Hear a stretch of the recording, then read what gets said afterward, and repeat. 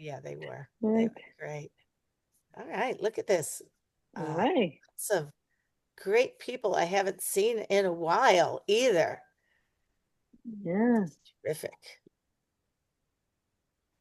All right. Right. Verdina, I So haven't seen you in forever. I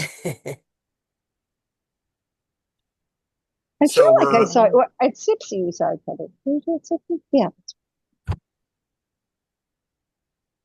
we're up to 31 participants. I did start my recording just for folks who are joining us.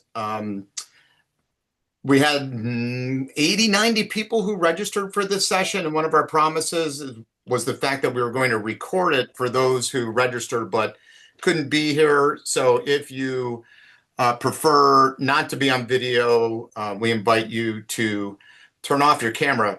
But honestly, our preference is to be able to see you and have that nonverbal feedback. We do distance education and virtual learning the same way we do it in person, which is interactive. And of course, seeing the nonverbals helps to promote that interaction because we do read your body language. So so thanks for being here. We've got 35, now 37 folks joining us from around the world, and it would be interesting if you entered into the chat box where you are coming in from to help us understand what the global reach is of this session. Seeing some names and recognizing some names, I know we've got a host of countries represented here, but it would be useful for us and for others to understand those in this virtual meeting to see where you're coming in from. So if you drop it in the chat box, who you are, where you're from, that would be fascinating for us. So welcome, welcome. As others are joining us, just a reminder, we are recording this session. We have folks who are graduates of our program. We have faculty, full-time faculty. We have adjunct faculty here. We have and friends of the center, individuals who are new to us. So welcome to all. My name is Gerard Pucci. I'm the chair of the Center for Applied Imagination and a State University of New York distinguished professor. This is a dream come true. Faculty had a meeting earlier today. We've been working on this program, and many of you who've been following us, dare I say, stalking us, have been chomping at the bit to find out when finally this Doctor of Professional Studies would be launched. Many of you have been following us over 5 years, 6 years, 7 years. In reality, it's been a 14-year initiative, and we're finally there. And as we were chatting as a full-time faculty earlier today, it's now real. Talking to you all about this makes it real for us. So thank you for joining us. I couldn't be more happy to share with you this exciting initiative. We're thrilled to advance our department to the highest level of degree, the terminal degree, a doctorate, Buffalo State's first doctoral degree. And it feels really fitting that given the pioneering work out of Buffalo State in creativity education, that Buffalo State's first doctoral program is coming out of our department, the Center for Applied Imagination. So that was my sort of warm up. Let me have each of the full-time faculty members introduce themselves, and then we will get into the meat of the content, information about the Doctor of Professional Studies, and we'll go in order of seniority. So Dr. Susan Keller-Mathers. Oldest first. All right. So great to see everybody. Sue Keller Mathers, and associate professor. However, this month I'm supposed to find out if I'm going to be promoted to professor. So it's been a long paper trail, but that may happen. Yay. I have a good feeling. I have a good feeling about that. So welcome, everybody. Thanks. Thanks, Sue. Dr. Molly Hollinger. Yeah, I forgot I'm no longer the newest the newest faculty member. I still feel new. But I will say I feel like Melody and I jumped on at Oh, just the right time after all of the or most of the bureaucracy was taken care of with the Stockholm program, and we're so glad to be a part of it and grateful to Gerard and Sue uh, for launching it. So I'm an assistant professor. This will be my third year in the department and looking forward to many years to come, hopefully. Thank you, Molly. Dr. Oz, Dr. Melody Ozyaprak. welcome everyone. Molly, I think that's my third year. You should be older than I am. Fourth. I think it's the fourth Yes, year. I guess I've lost track early on. Welcome, everyone. And I'm the assistant professor, Melody Özyaprak, and I have been fortunate to work with these great scholars. And now I'm excited to set sail on a new journey as we launch our DPS program. So, welcome again. Hopefully, we're going to make it great. Thank you, Dr. Ozyaprak. So we'll start off by having our alumni talk to you. We recognize that there are many graduates of our program, Master of Science degree program, but there are also folks who are new, and we want to kind of level set. One of the things that I take great pride in is that not my words, but I will use these words now because they are so often invoked by our graduate students, that an experience in creativity education is a transformative form of education, that you can't study creativity without developing yourself, without you changing. And so to underscore that, we have a video that was put together, and those of you who listen carefully will recognize perhaps some of these voices, and actually some of the voices that you're going to hear, they're actually in this room now. So let me share my screen.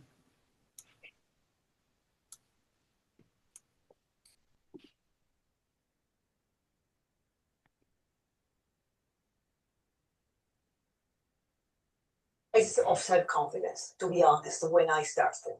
I never thought about entering into a degree of creativity and change leadership. I had my own company, it's a small company, small business. I've been an entrepreneur all my life. It was interesting. I wasn't actually looking for grad school. I did know that pursuing an MBA, which was an option, did not feed me at all. And in fact, I was like, yeah, I could do it, I'm assuming. But there's no drive, there's no pull for it. I hired as an assistant professor teaching fashion marketing and merchandising classes in the Department of Fashion and Textile Technology. And creativity was a kind of like a big challenge for me. I think there were many things happening. At my work, I was saying overwhelmed, and I was feeling that I was not doing something for myself. I need constant change. I am a person that I get bored very fast. Back then, I was in pharmaceuticals and looking to transition. So transition is something that was a little bit more in alignment with what I saw myself doing for the rest of my life. So this came to a point in my life that was really critical because whereas I was certainly excited and happy about a new life in the United States, coming from Italy, I was also kind of scared and a little bit lost and vulnerable. And so what that meant was two aspects of my life. There was a fair amount of dissatisfaction. I didn't know what to do about it. I didn't have any clue. The challenge, I would say, is being in a position to paddle my own canoe, wanting to have the tool set that I needed in order to catapult me into another direction. So when this was presented to me, it was really a sweet spot for the point I was in my life. It was really critical enrolling in the program. I didn't expect that all the courses are very engaging. They really help students to change their way of thinking the amazing part of this is that you can get as far as you want. A lot of time spent in reflection, a lot of interaction, and small team work and group work. A place where misfits could come and be their unique self without having to capitulate or conform. This is where you can get it wrong and learn from it and leverage it. We have a framework that we get with the program, and you put the fabric on it.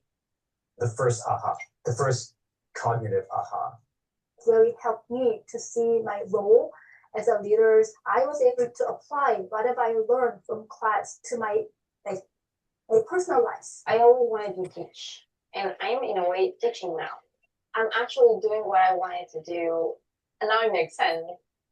It really changed the way I see the world. To make a long story slightly longer, my relationships have changed for the better. Transformative, confidence building, a lot of intrapersonal growth. This place made me grow as a creative leader. The best choice of my life, I always say, is marry Tim, and the second is to enroll in this program. It was liberating. If nothing else, this could be that next big thing for you.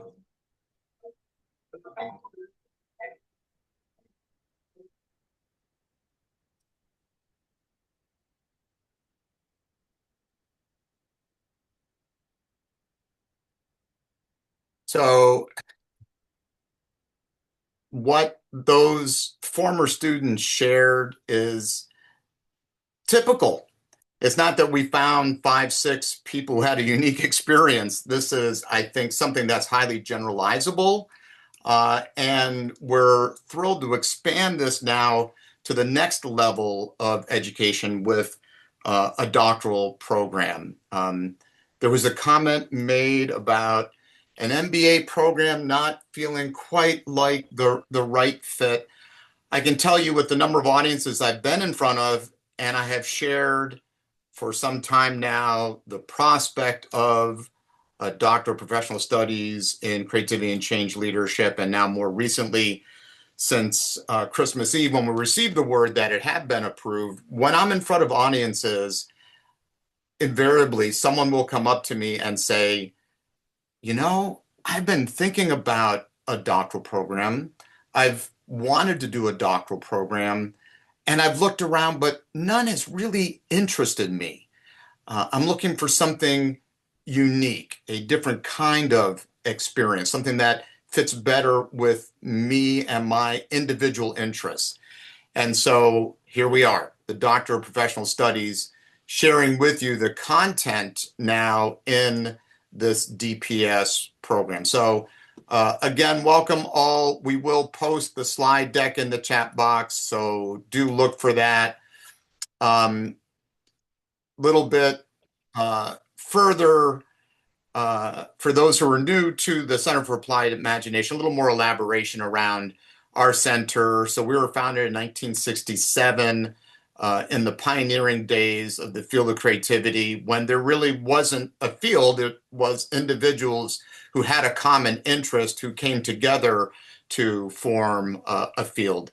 We are known as a pioneer in creativity education. The world's first master's degree in creativity was started at Buffalo State.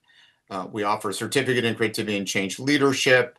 And you'll see the marriage between creativity and leadership in our name as a department. We're the Department for Creativity and Change Leadership, and in our certificates and degrees, because we closely connect creativity to leadership as forces for change. And the curriculum really leans into that. That is, creativity is a process that promotes change through new thinking and thinking bigger. And leadership is a force that serves as a catalyst to bring about change. So that's why we join these two concepts together in our curriculum. As a world-renowned department, been engaged in distance learning for many years, over 800 alumni. We have launched an innovation suite project at the Buffalo State campus, and Last June, we opened a room called the Alex Osborne Brainstorming Room. Some of our alumni have already been leveraging this space to support their work. Coming in June of this year, in concert with the Creative Problem Solving Institute, if you happen to be traveling to Buffalo or are in Buffalo, we will be opening the Sydney and Beatrice Parnes Creativity Collection. We have what we believe is the world's largest collection of books on the topic of creativity, as well as archival material. And if you're interested, I would encourage you to visit our website, where Dr. Molly Hollinger, many years ago, when she was a graduate assistant, created an Osborne archival display, a digital display of Alex Osborne's life and some of his work, which has been expanded to include what we call the Mid-Century Creativity Suite. Mid-century because we've been gifted through the Creative Education Foundation and through the Cooper Union a series of speeches delivered by pioneers in the field of creativity. So E. Paul Torrance, J.P. Guilford, Donald McKinnon, speeches that were captured between 1950 and 1975. Those are in our website and available in a page called the Mid-Century Creativity page. I'm sharing this with you to highlight the history, unique history this department has, and the strong foundation upon which, and unique foundation because of this material, because of our curriculum, that has put us in a position to now offer a doctoral degree in creativity and change leadership. So why a doctoral degree in creativity and change leadership? Frankly, and I'm sure the faculty can attest to this, the field has grown so much so in terms of content that we cannot cover it in a master's degree anymore. It's just not possible. When our master's degree started, there was one journal in the field, which meant there were maybe 20 to 30 research publications coming out annually on new knowledge or empirical research, expanding theory relative to creativity. And now there are 10 or so scholarly journals in the field of creativity. So it's just not possible in a master's degree in curriculum to cover what is now being produced in the field of creativity. There's never been a greater demand professionally for creativity. And I think there, as a third reason, is a great need to have more degrees that are transdisciplinary, not siloed. I take pride in the fact that our master's degree program, and I am certain this will be the case for the doctoral program, will not be geared towards one homogeneous group, but as a transdisciplinary area of study, it will be attractive to, and it is informed by many, many disciplines. Speaking of that, let's talk about, and I'll hand it over the microphone to Dr. Hollinger to begin to review for whom the DPS is designed. Yeah, thanks. So as Gerard mentioned, I'll just start out by saying that, creativity is universal and we see it in all sectors. So we really encourage applicants from a very wide range of backgrounds. But who this degree is targeted specifically for are those who are interested in applying research directly within their institutions or organizations. And Gerard and Melody are going to go into more depth in terms of what a DPS means versus a PhD, and for whom each one is a better fit. But looking at likely applicants for this program would be consultants, learning development specialists, organizational development professionals, entrepreneurs, and educators and educational leaders. And a lot of these fit the profile of our CAI alumni. And Sue's going to speak a little bit to new applicants. Yeah, we've had a lot of interest also in people that haven't formally studied creativity. And so as we look at the doctorate, it's not a fit for them at this point because obviously the prerequisite is the Masters of Science in Creativity and Change Leadership, or the equivalent. But those are the people that when we pique their interest, we want to be able to say, come on in. Come on in. We want you to study creativity and change leadership. So come in at at the level that's appropriate, and study with us. So, and we'll talk a little bit more later about applications and what's required and so on. So it's pretty exciting stuff, though. Awesome. So let's talk a bit about the why this might be of interest. We will be going through practical details in terms of the curriculum and admission requirements and so forth. But let's begin by sort of double clicking on the why. Why is this so relevant today? And if you're someone who tracks things like what are considered 21st century skills, I would underscore for you the work that comes out of the World Economic Forum. This is their research interviewing or collecting data from 1,000 employers looking at the skills that will be the fastest growing between today and the year 2030. No big surprise, you see artificial intelligence and big data as the number one skill set that will be growing between now and 2030. But still, creativity remains in the list as the fourth most important skill going forward. And some would argue, in fact, with artificial intelligence, it even puts a greater premium on humans and their ability to be creative. I would argue, however, that creativity not only appears once in this list, but I would suggest that it is a red thread throughout this list. So creative thinking is considered the fourth most important skill going forward. But then we also have a set of skills that are highly connected to creativity: resilience, flexibility, agility. Number 6, curiosity and lifelong learning. Last week, I had an opportunity to participate in a conference. One of the keynoters was a futurist, and his argument was the future is very difficult to predict.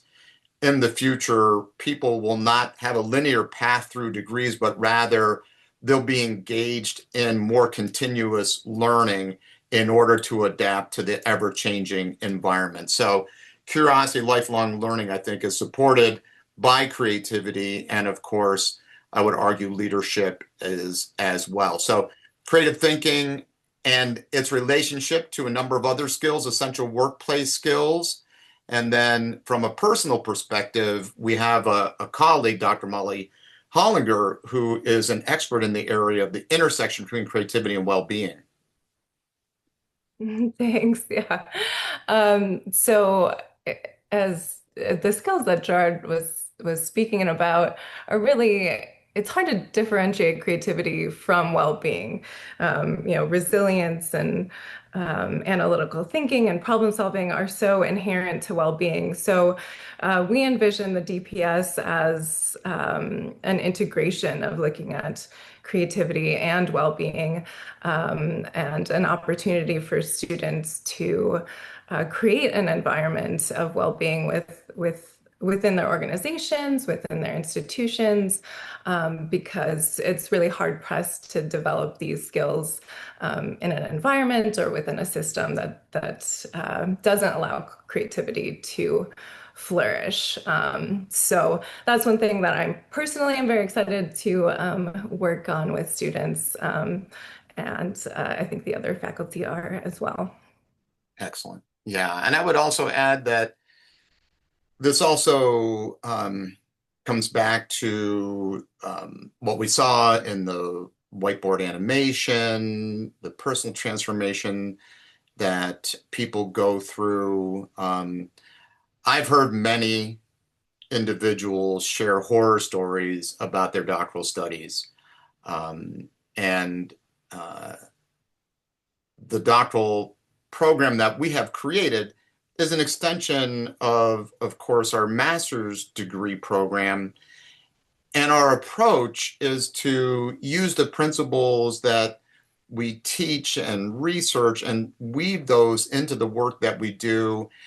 And I think as opposed to scenarios where individuals feel like they're suffering as they move through their educational experience. I believe that studying our DPS will be very much life-giving, not life-sucking.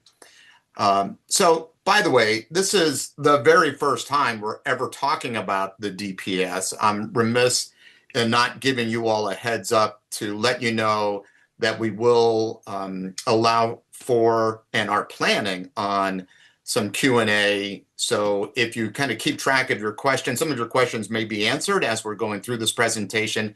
If they're not, we will have an opportunity for Q&A at the very end of our presentation. So kind of digging further into the DPS, Doctor of Professional Studies, Melody and I are going to do a little bit of kind of imagine two people on your shoulder, one person talking into your ear saying, here's what a PhD is. The other person, that would be Melody, the other, me, will be talking into your ear about what a DPS is, a Doctor of Professional Studies. Plus, Melody has such a great accent. I think she does personify PhD because of her Turkish accent. So, Melody, tell us about a PhD.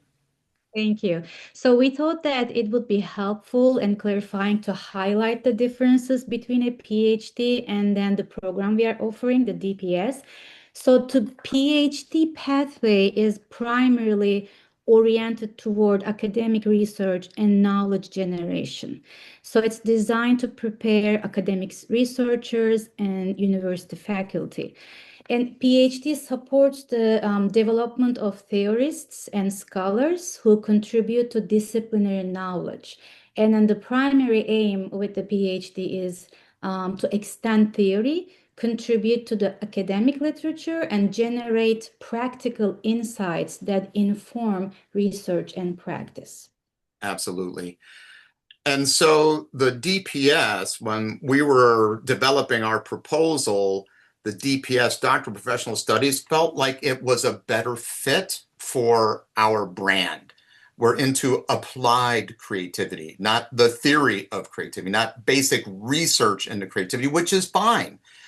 We sit in kind of a strange area where, and these are not discretely different. Of course, those of you familiar with polarity thinking know the importance of having polarity. So we see the DPS leaning towards application, but we as a department, we integrate theory research with application and practice.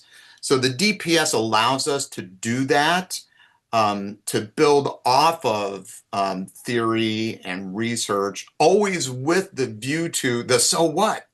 How do you apply this? How do you use this? So the Doctor of Professional Studies is a recognized diploma worldwide in contrast to the PhD. And we want folks to make an informed decision. We're not saying one is better than another. They just have different focal points.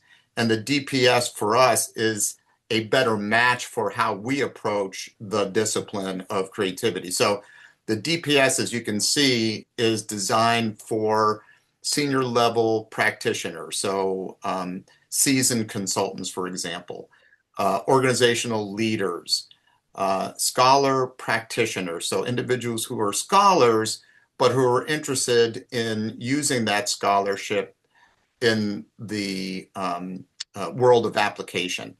Applied experts who want to be change agents, shaping organizational systems or community systems.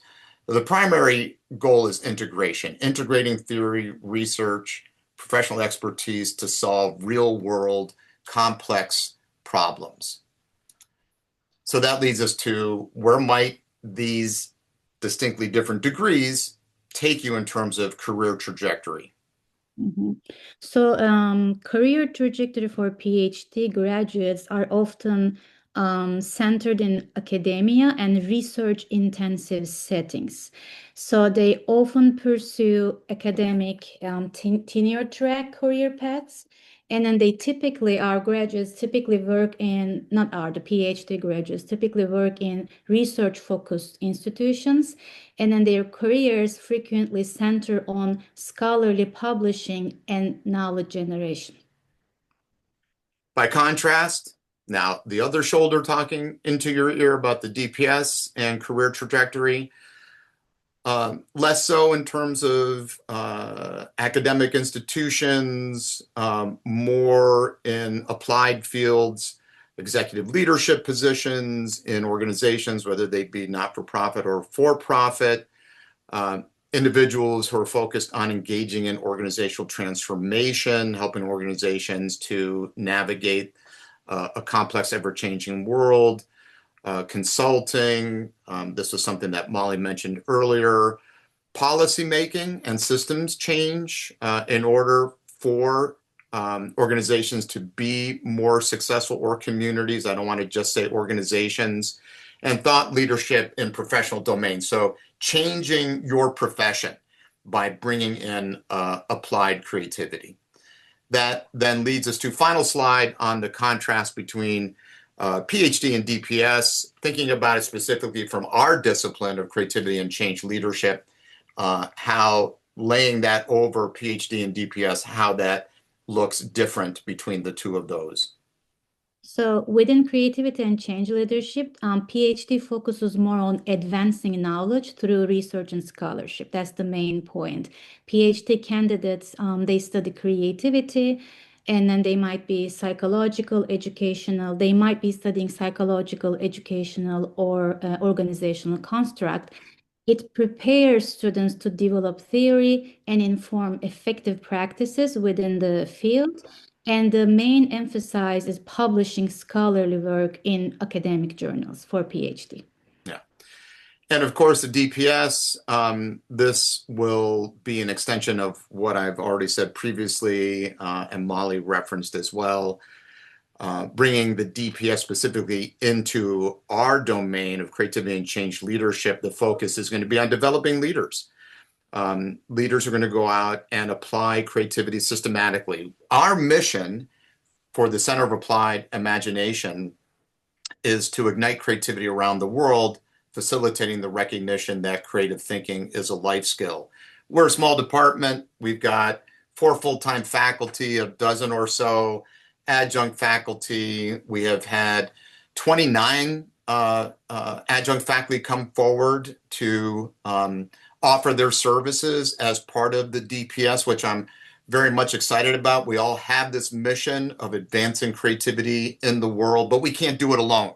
And so we're very much looking forward to our DPS students and candidates to help us to advance the field of applied creativity. So integrating things like creative problem solving into leadership theory and research methods, designing interventions that transform organizations, and then disseminating for others to learn best practices from, producing applied scholarship that has measurable impact. So, for example, tying it into the roots of our department and the groundbreaking research that Sid Parnes did, along with Ruth Knoller and others, the Creative Studies Project, which clearly demonstrated the trainability of creativity, is an excellent example of that integration of theory and research. And so we're hoping that we know that our DPS candidates will join us in those kinds of endeavors. So hopefully that helps folks to understand the distinction between PhD and DPS and why we chose as a department to pursue the DPS degree, which then brings us to, so what are the educational programs and what is the curriculum that's baked into the DPS? So this is the good stuff, okay? This is the meat of it, right? What is it that we would do in a doctorate of professional studies? Practices. What is it? Studies, sorry.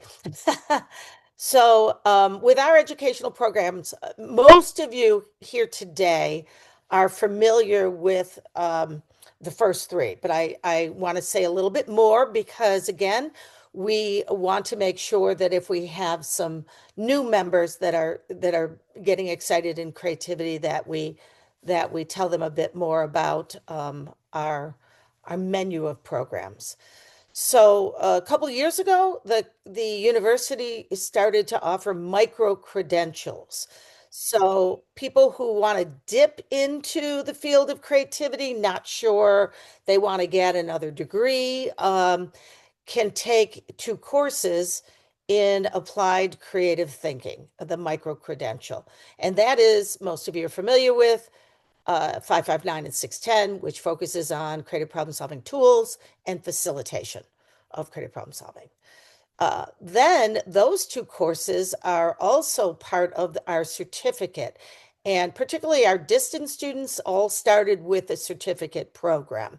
So 18 credits for an advanced SUNY graduate certificate in creativity and change leadership. And then the majority of people move on to use all those credits towards the Masters of Science in Creativity and Change Leadership, which is 33 credit hours or 11 courses. So now, again, this is stackable, and we have the Doctorate of Professional Studies in Creativity and Change Leadership. So you can see the consistency there. And let's go to the next one. Nope, we didn't. Yeah, we did. Okay. So what we have then is stackable credentials. Take 2. You could do a micro credential.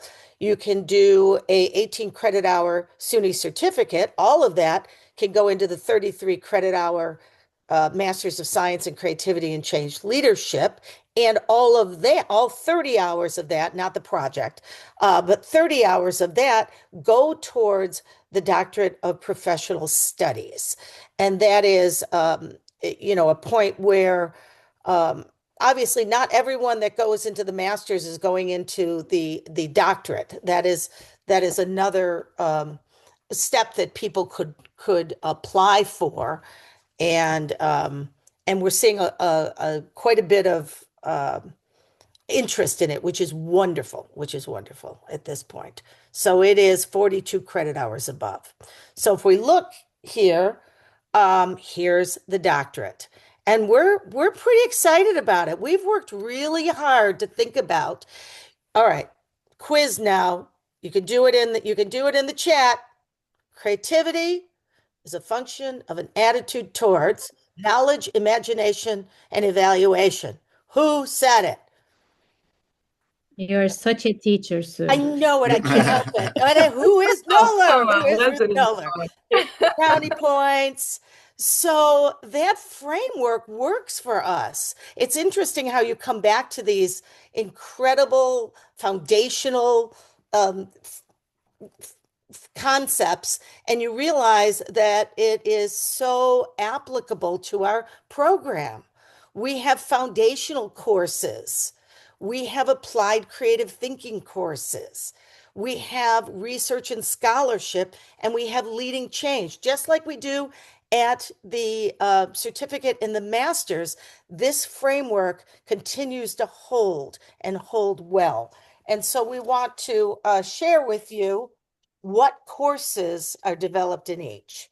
And I'll turn it over to my good colleague, Melody, to start off our first one. Thank you. As part of the Foundations in Creativity Studies trend, we offer CRS 725, which is Contemporary Global Perspectives in Creativity, Theory, Practice, and Research. This class is for exploring global opportunities and challenges in creativity, highlighting cultural diversity, historical roots, and current issues through research and discussion in our field. And then the applied creative thinking, which of course was our foundation when the program was started. 614, I think Laura is here. She's been teaching that for quite a while, built off the thinking skills model and really expanding those both cognitive and affective tools in creative problem solving. So that is a course that is elective now in our master's, but will be a required course. Designing and delivering creativity education. People like Dr. Roger Firestein and I, we remember actually taking that course a long time ago, and that has evolved. It hasn't been taught in the master's level for quite a while. And so now we're kind of looking at redesigning it. What is it that we want people to understand, be able to do, and apply in the applied creative thinking more creativity models. And we've heard it over and over through the years. We love creative problem solving. We want to get our expertise in that, but we also want to know more about all the other models. So that's going to be the first course in this fall, 7 weeks, and Dr. Puccio, Gerard will be teaching that course, and he's pretty excited about that. So 705 and 706, advanced instructional design and delivery. We're pretty excited about this because we'll be looking at what makes exceptional designs and delivery of training and workshops or presentations. And the 706 is going to be tied to our third course in creative problem solving, which is 670. And looking at working with those students to really up their game, especially around cognitive load. And so I thank David Yates for all of his hard work and bringing the newest research around cognitive load and brain research to that.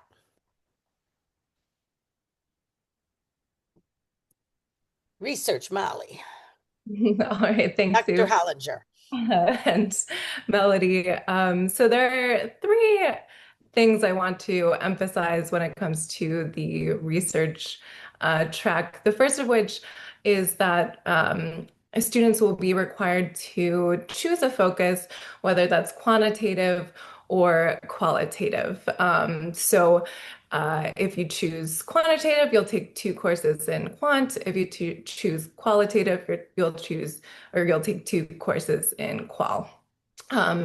Granted, that being said, I think there are a lot of people who are research nerds in the room, I imagine, who may want to go beyond that, in which case you can take something from the other pathway, let's call it, and do a mixed methods approach, and you can put that towards your electives. So that's the first thing to know about the research courses.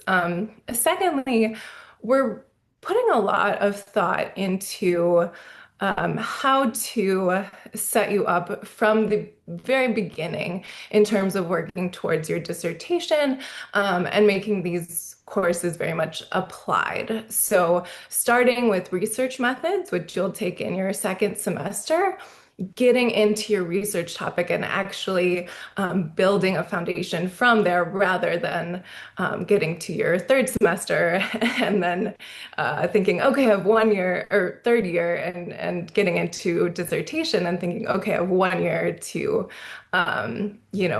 do dissertation start to finish. So that's something we're really trying to be thoughtful about in terms of the program design. And then finally, and this is the most exciting piece to me, what's special about these courses, you'll notice all of them say in creative studies, and that's a very deliberate choice. So this might seem sort of superficial or not very meaningful, but I think those of you who are in the room can appreciate that that actually is a pretty big deal. And as Gerard spoke to earlier, the field has become so advanced that it really has a methodology unto itself, and that's what we're going to be teaching. Awesome. So I'll do the last column, leading change. It is a Doctor of Professional Studies in Creativity and Change Leadership. I made reference earlier to what are the 2 forces that lead to change in the world is creativity and leadership. So this last column focuses on leadership and how creativity supports effective leadership. The first course, CRS 619, which Dr. Michael Ackerbauer has been teaching now for the last 4-ish years or so, and the course has gotten excellent feedback. In the DPS, it becomes a required course. In the mastery program, it is an elective, so it's looking at promoting creativity within organizational systems, which can often be very challenging and requires effective leadership skills. And then the final course, capstone course, if you will, CRS 735 is looking at advanced applications of creative leadership. The concept of creative leadership has grown immensely in the last 13 or 14 years since we published the book on creative leadership.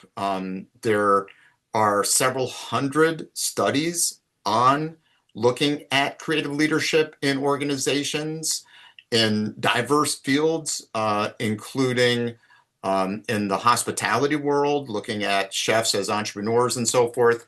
So this course looks at what are some contemporary empirical advanced understandings of creative leadership. So that's the curriculum.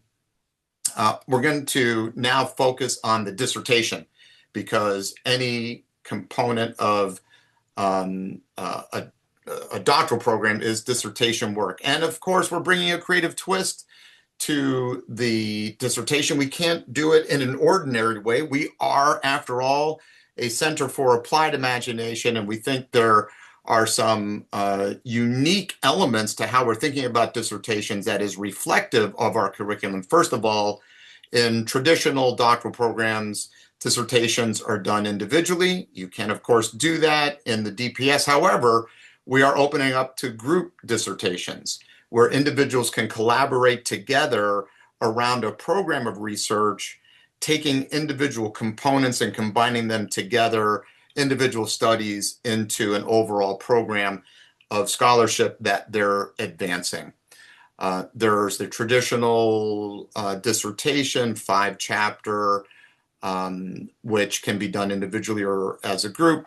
There's also, now to bring a creative twist to this is a model that's been widely used in Europe called the 3-article dissertation, where rather than writing a traditional dissertation that gets housed somewhere and not necessarily broadly disseminated to the world, we're opening up to what is referred to as a 3-article dissertation, where you write for publication from the beginning. You're not writing for your dissertation chair, you're writing for the scholarly community. And so these are options that our doctoral candidates will be able to pursue as they're moving through our curriculum. So this can take the form of basic research, however, always with a view to what are the implications, action research, case studies, approaches that are more applied in nature. And always one of the questions that will need to be answered through the dissertation process is what's the value that it brings to the real world?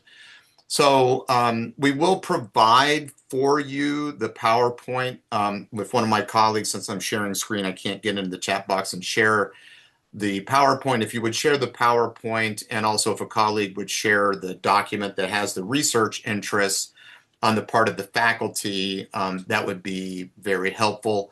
So specifically looking at the dissertation process, it starts from the time folks apply. We want you to put into your letter of intent what your research interests are, and based on that, we will align faculty with students from the beginning, from the time they're admitted. The formation of a dissertation committee will begin. However, again, as part of the application process, we're going to be asking applicants, and we'll dig into this a little more deeply when we get to the admissions requirements. We'll share a bit more about what we advise would be in a strong letter of intent, but know that, again, from the time that you are submitting the application and the document that hopefully has been posted into the chat box, will have the list of faculty, full-time and adjunct, and their research interests. And we would encourage applicants to be thinking about how their interests align with the faculty research interests.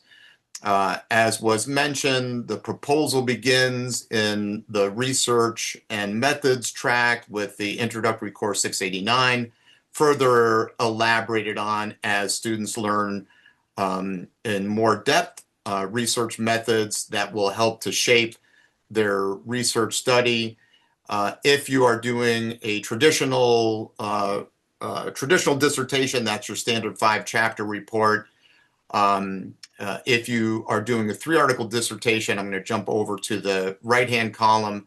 That is a 5-chapter report which has an introduction.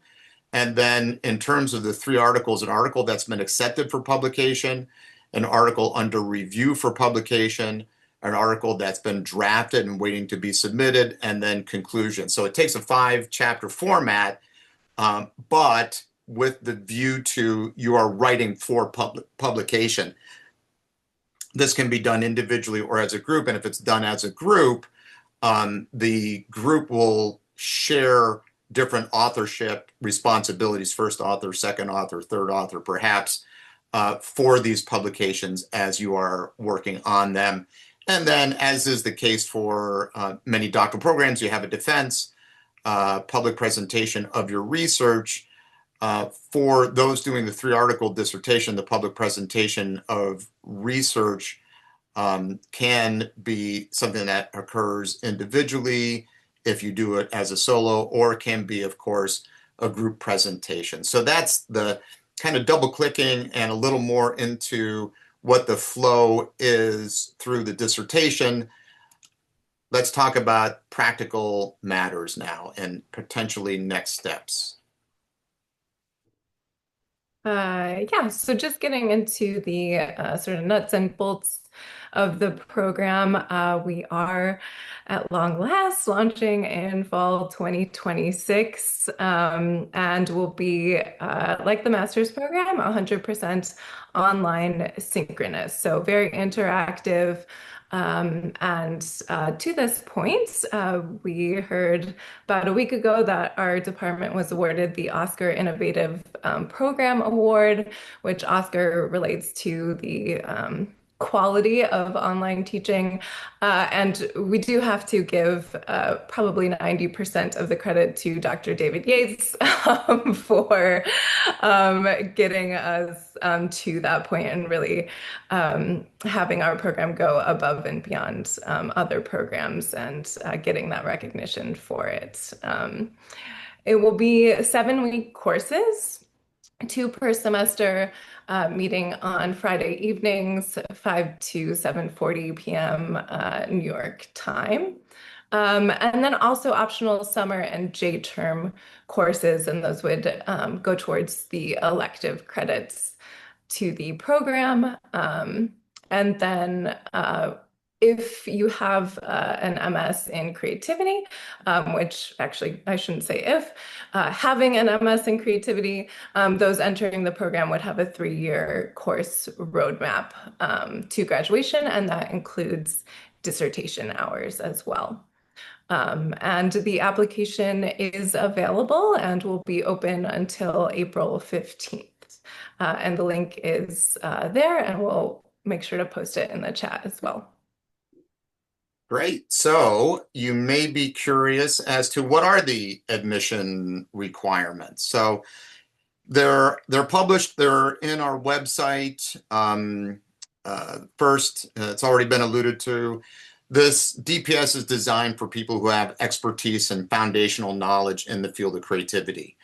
So an earned master's degree in creativity or a similar program from an accredited college or university with a minimum GPA of 3.0. The second criterion I made reference to earlier, I said I would come back to it and elaborate on it a bit more, and that is a written statement organized into 2 sections.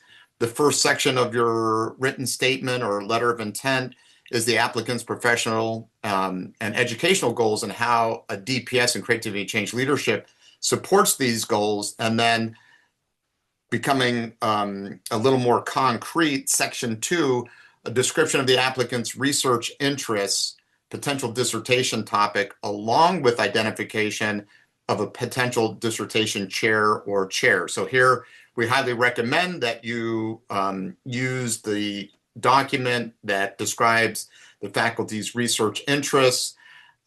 We have a sense that we're going to have more applicants and qualified applicants than seats available. Each cohort each year will be comprised of 12 individuals. Part of the selection process is making sure that we have a diverse set of interests and topics represented within the cohort so that there's a richer conversation and a richer dialogue, and then also the prospect of drawing on a greater range of faculty expertise. So this will be a very important part of the decision making, is understanding what students are interested in studying for their dissertation and with whom they may be interested in studying with. No guarantee if you identify someone that will be your dissertation chair, but we do want to know if you see some synergy between your research interest and any particular faculty, full-time or adjunct.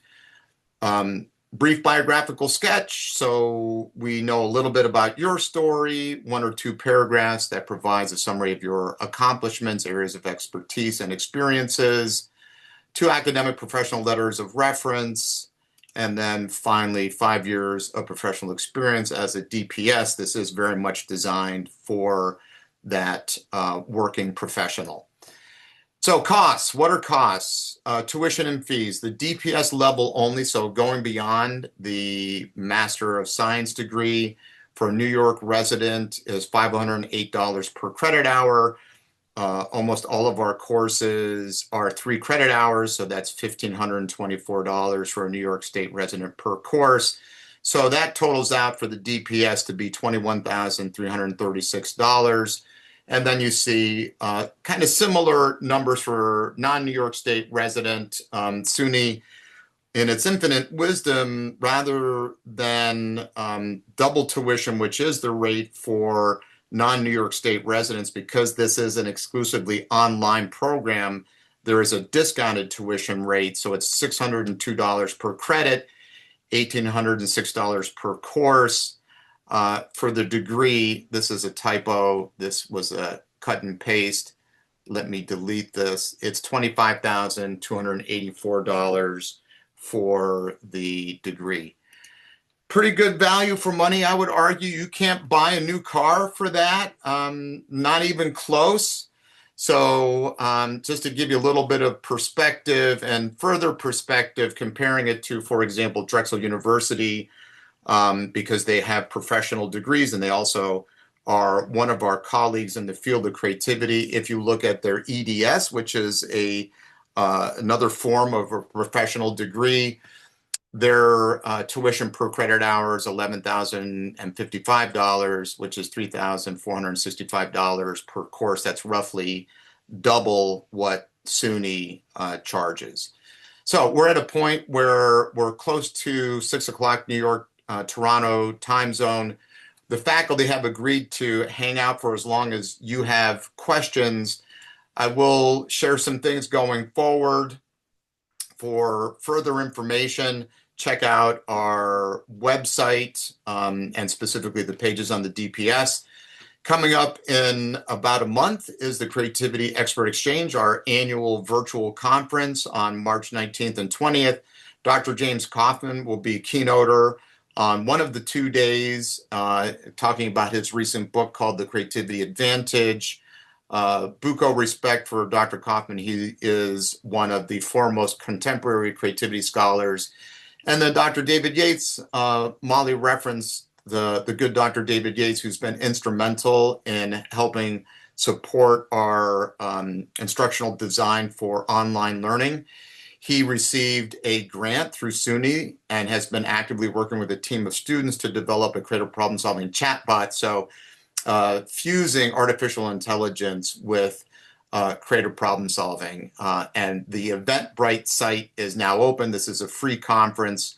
If you're interested in joining us, the link is there. And I will bounce back to the slide on questions and I will stop sharing. And we ask you to raise your digital hand, which will move you into a place where we can see you. And we'll hang out for, I shouldn't say as long as you want, because I know the degree to which many of you can engage in divergent thinking and therefore maybe ask lots of questions. So I won't promise that, but we will hang out and spend some time answering your questions. So we will we will open it up to you all. What questions do you have? Questions or comments?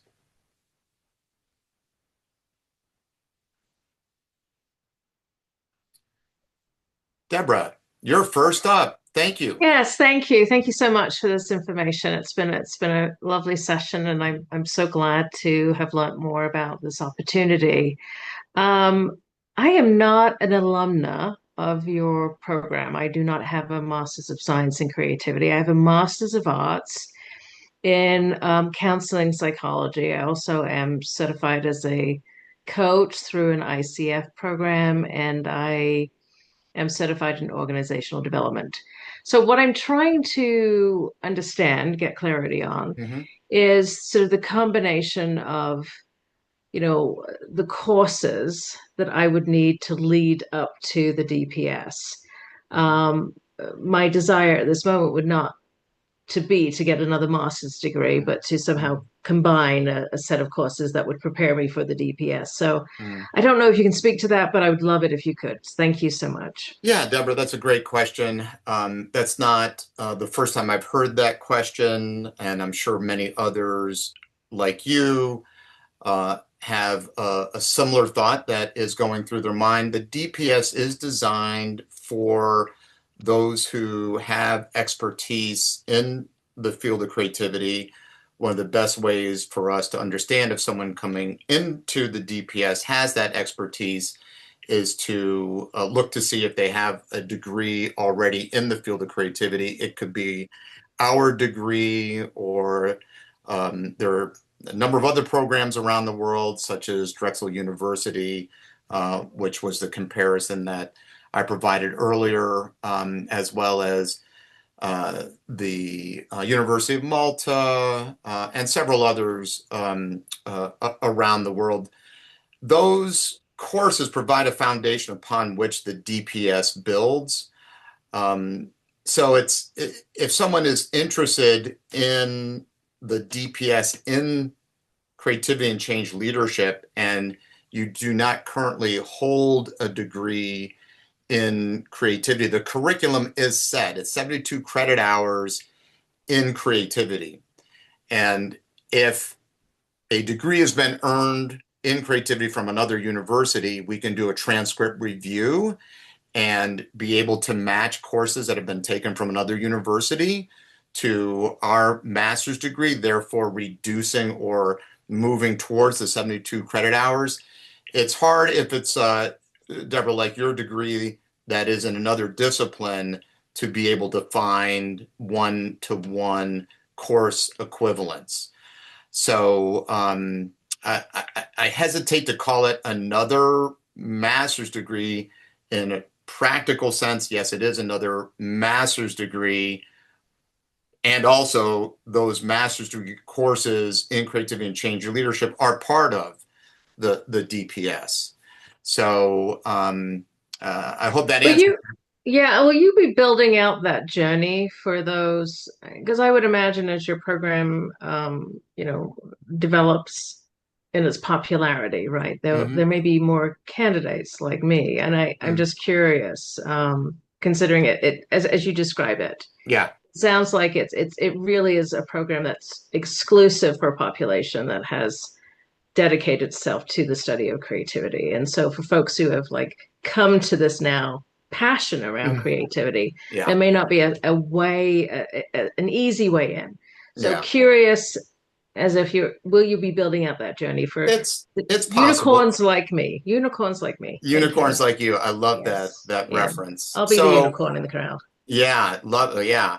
So we've talked about that as a department. It is possible in the future.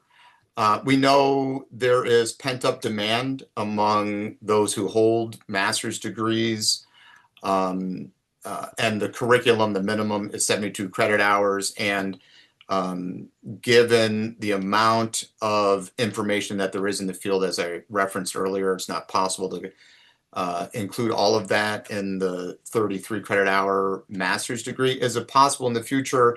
It may be. I will say in our mastery program, we have folks who come in who have doctoral degrees already, and they pursue the master's degree to add that to to their credentials. So we have found that those who are enamored with the field of creativity find a way to make that work. But Deborah, things can change, and what you just shared is an idea that is open for discussion, but that would be sometime down the road.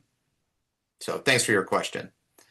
Brian, and I understand we're a few minutes after the hour. This is being recorded. If folks need to drop out, that's fine. Know that this is continuing to be recorded, and we will send out the recording to everyone who has registered for this through Eventbrite. Brian, good to see you. Yeah, good to see you and a whole bunch of other people I recognize. So good to see all of you. I have several questions, but I'll just ask one right now and then let other people ask some questions. But a very practical question, and I think you handled it on the practical details, but I just want to make sure I'm understanding it. Yeah. Could one, or I in this case, do one course per semester, or is it always two courses per semester? Or are those two courses that you're talking about, do they run at the same time? They run concurrently, or is it one for 7 weeks and then another for 7 weeks? Yes. So you answered your own question. So the way that the 7-week courses are designed is early semester and then late semester. So they're being fit into a 15-week semester.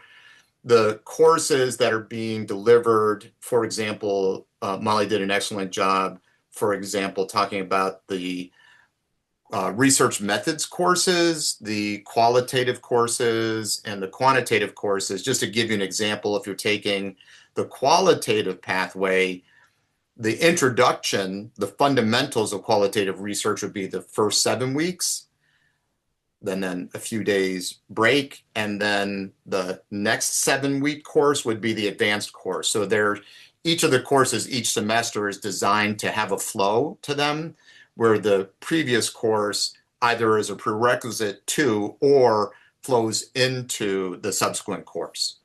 Got it. Great. Thank you for that. Yeah, you're welcome. I'll let others ask some questions if they have any others.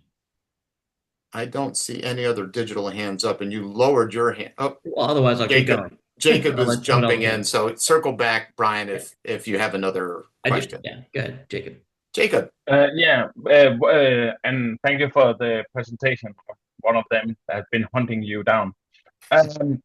Will you be running this every year? Will that be a cohort every year, or will you start with one cohort and run that through 3 years? What did you end up with there? Yeah, so the plan is one cohort each year, cohort of 12 students. That is the plan. Of course, plans can change. We'll see how intense this is in terms of the delivery of the DPS in conjunction with all the other things that we're doing, the micro-credential, the advanced graduate certificate, the master's degree. That will have an impact on, but the plan is 12 students, one cohort per year entering for the fall semester. Thank you. Brian, you want to circle back? Yeah, sure. Yeah. So it's actually one question in two parts about the dissertation. One is, can the dissertation be a continuation of the project that was done in the master's program? It can be. And I'm noticing that I'm responding to all the questions. So Melody and Molly, feel free to open up your mics and jump in as well. Molly, especially as you've had a couple chances now to facilitate master's projects. Actually, I'm going to save my voice. Molly, what's your response to Brian's question? Yeah, I would say certainly. I mean, if nothing else, you sort of have an advantage if you're doing a continuation because you have, you're not starting from ground zero. So yeah, I would say certainly. You also might have an advantage, Brian, with if it's a continuation with the individual who oversaw your master's project. That might be the person that you would look to as your dissertation chair, not necessarily. But I would emphasize in that letter of intent to be clear about this is what I'm interested in doing my dissertation work on. It's an extension of my master's project, and looking at the faculty, here are some individuals that I think would nicely align with that, Mhm. because that'll be an important part of the decision-making process that the faculty have. Great. One And more question about, go ahead, go ahead. go ahead, Brian. One more question about dissertation. So you mentioned the group dissertation. Could that be combined with a student from a different program? With a student from a different program? Yeah. So I'll give you an example. My wife is going for her doctorate in social work, but she wants to look at the link between creativity and students with ADHD. So could that be considered? Maybe this is a longer conversation another time, but My initial, I was going to be very cryptic and just say no, but then you started to elaborate on the example, which made me think, there could be a case-by-case decision around that.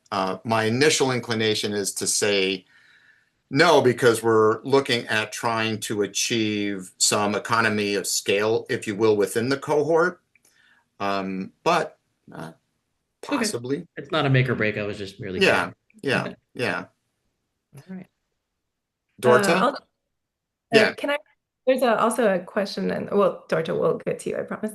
There's a question in the chat from Nicole who had to log off, but she was wondering about. She asked, does having the DPS prevent one from having the opportunity to teach at the college or university level? Do they typically only look for PhDs, or with having lots of applied experience along with a DPS, would one be considered for this opportunity, especially in the field of creativity? So I guess I'll just start off with my thoughts on that because others might be interested in that as well, and then Jard and Melody could add to that. I would say if you're looking to go into academia, a PhD is typically the route that you would want to go. Especially, I would say at this point in time, academia is extremely competitive. That being said, there are fields where industry experience is just as important as your degree. And so in those cases, when you have that applied background, that can be a foot in the door to an academic position. But generally, if you want to go into academia, I would say a PhD is the route that you would want to choose. Melody or George, do you have anything to add to that? No, I think that makes total sense. I agree completely with what you shared, and I think it does vary a bit on discipline. So in a business school, they have positions that are more clinical, if you will, more applied. That does open up that prospect. In schools of education, you see a lot of EDDs, which in fact is an example of a professional degree. But by and large, there is a bias in academe towards, I don't mean bias in a negative way, I mean bias in it's a trend where the PhD is generally the degree that's looked for. Yeah. Dorta. Well, that just answered my question. So thank you so much for a wonderful presentation. Yeah, I got it as well. Good job anticipating, Molly. Good job anticipating Dorta's question. Astrid, I see you've raised your hand. So I'm currently an undergrad student and I'm in education, and I was just kind of really interested in this program. However, I would like to maybe focus on curriculum instruction and all of that and developing creativity through that. However, I'm with the masters and the DPS be the kind of route through that, or for instance, could I do a master's in curriculum instruction and then go into the DPS for creativity?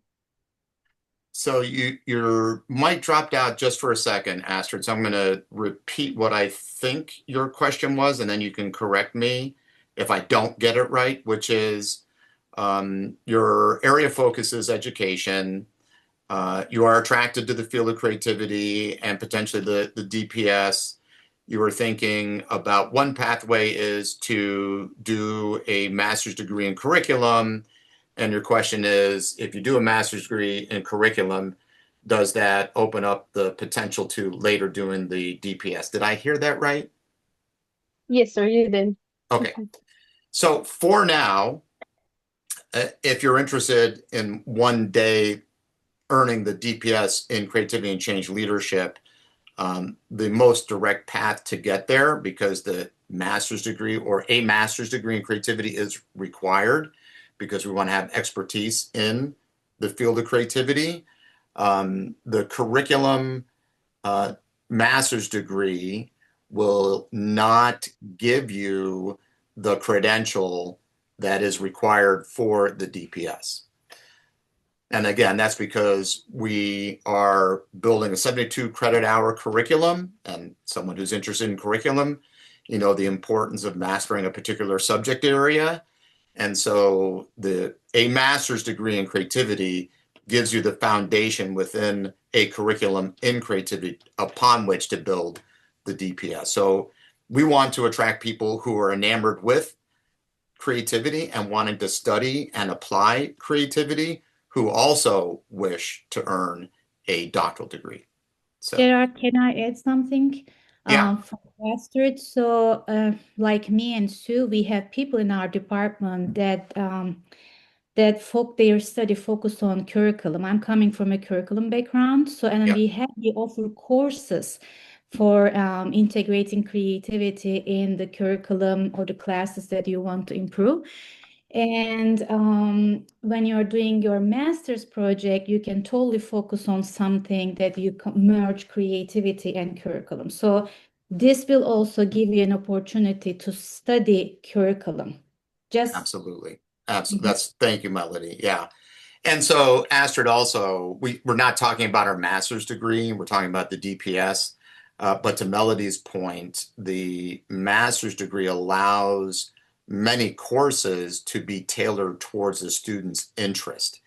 The way that we design our assignments is always around, here's the content, but how do you relate that to your specialty and your interest, and especially when you get to the master's project. So Melody, thanks for sharing that. Astrid, I hope that answers your question. So I have another one very quickly, and it was just about kind of the application process. So would I first need to apply to the master's and then to the DPS in that Yes. case? Yes. Yeah. Exactly. You understand precisely. So much, really appreciate it. Of course. Any other questions? Jennifer. Hello, I'm coming to you from a music studio while my daughter takes piano, but I'm all ears. How do you anticipate the schedule? I love the synchronous learning, particularly given it's a small group and it's probably more dynamic discussions. Yeah.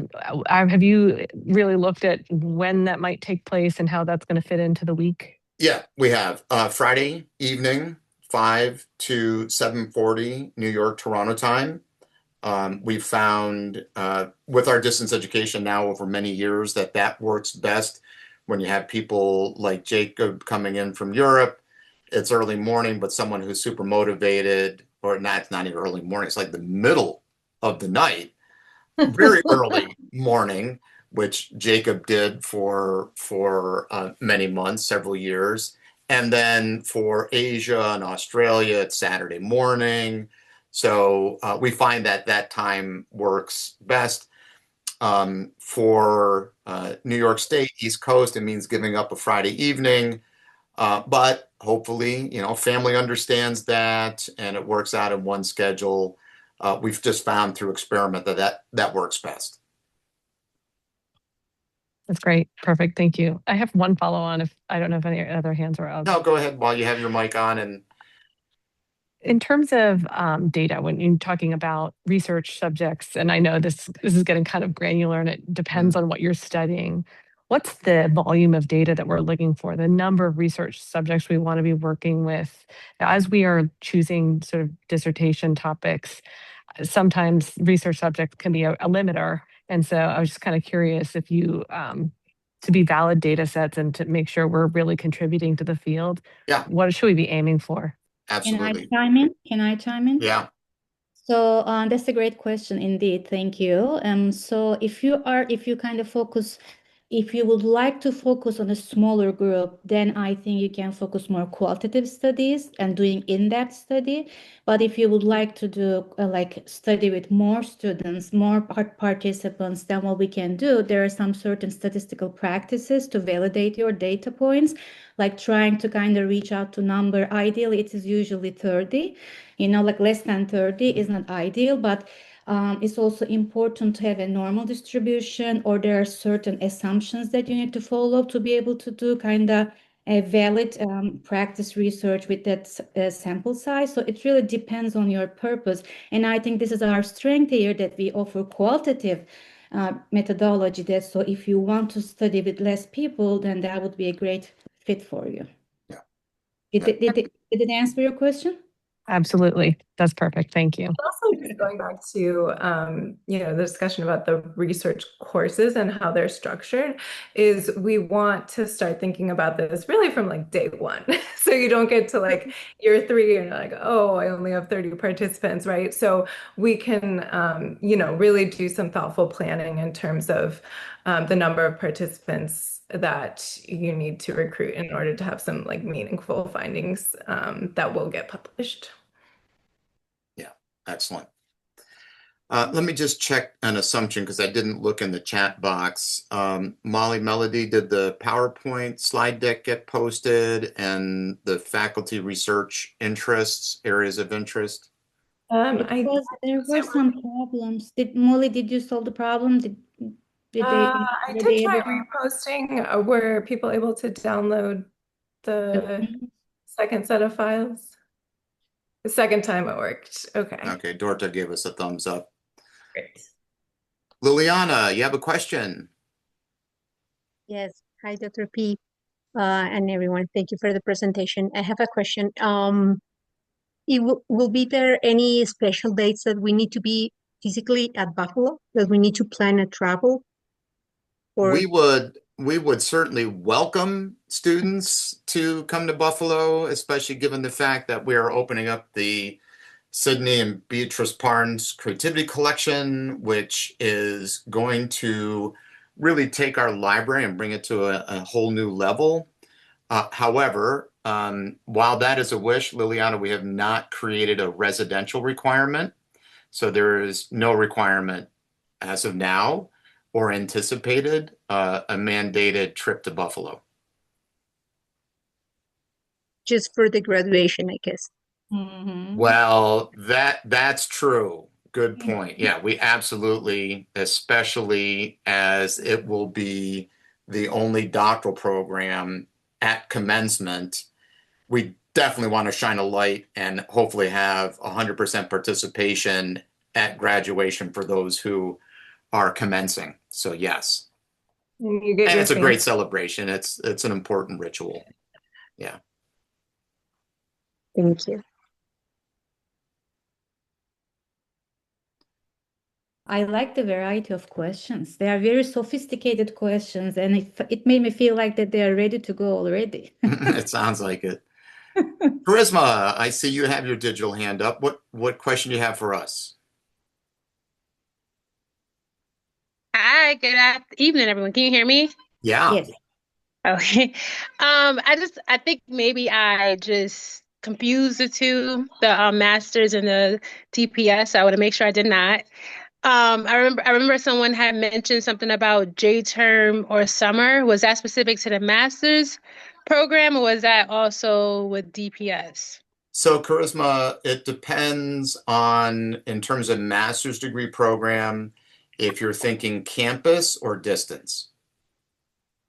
Okay, that's specific to master's, or that wasn't to do with DPS. No, I know. I'm asking if you were to pursue the master's degree, are you thinking campus-based or via distance?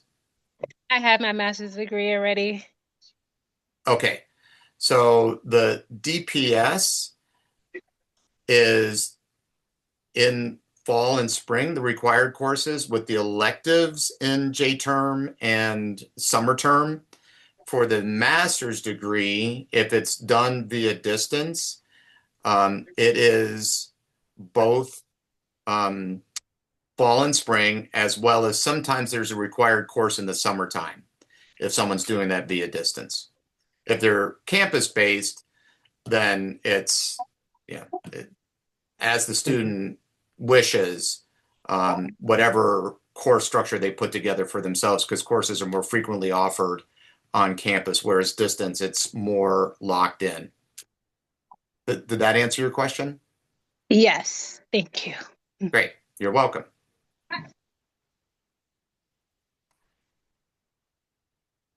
So is this useful? Does this strike a chord? Folks excited? Great. Good. We're excited about it. I have never had so many colleagues at Buffalo State come up to me and congratulate me on anything I've ever done in my career. In fact, I would say that over the last several weeks since it was announced that the doctoral program was approved, I probably had more congratulatory emails and conversations than I've had in my previous 34 years at Buffalo State. So I don't know what I've been doing wrong, or maybe I finally got something right.